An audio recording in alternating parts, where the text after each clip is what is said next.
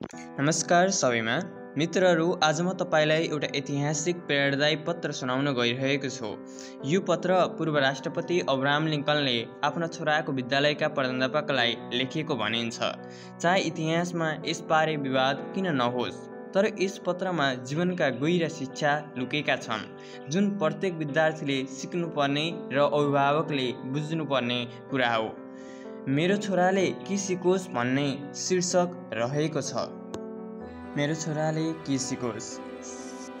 श्रीमान प्राध्यापक, मेरो छोराले सबै मानिस एकै किसिमका हुँदैनन् भन्ने कुरा सिकोस्। समाजमा धूर्त मानिस छन् र सज्जन पनि छन्, स्वार्थी राजनीतिज्ञ पनि छन् भने सम्पृक्त निष्ठावान नेताहरू पनि छन्। मेहनत गरेर कमाएको $1 सित्तैमा दिएको $5 भन्दा बढी मूल्यवान हुन्छ। त्यसैगरी शत्रु पनि छन् अनि मित्र पनि छन्। यो कुरा बुझ्न उसलाई समय लाग्नेछ।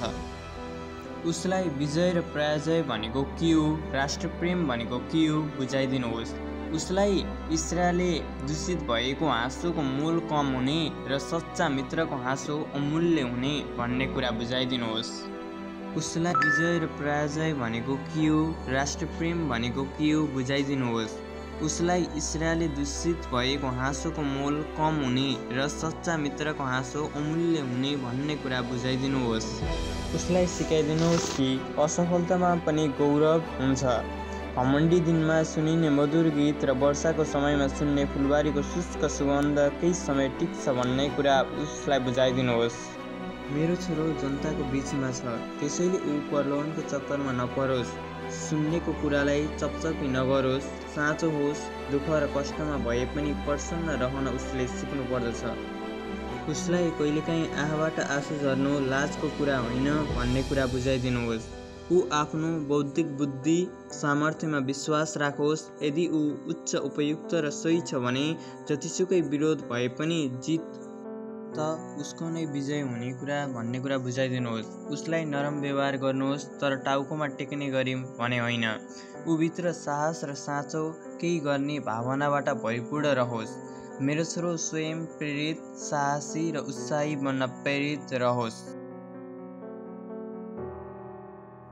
प्रिय विद्यार्थीहरू, यो पत्र केवल लिङ्कका छोराका लागि मात्र होइन, हरेकका लागि हो।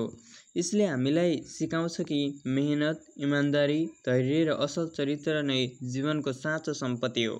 त्यसैले पढाइसँगै जीवनका यस्ता मूल्यहरू पनि सिकौँ अनि आफैलाई स्वयं महान व्यक्तित्व बनाउन अघि बढौँ।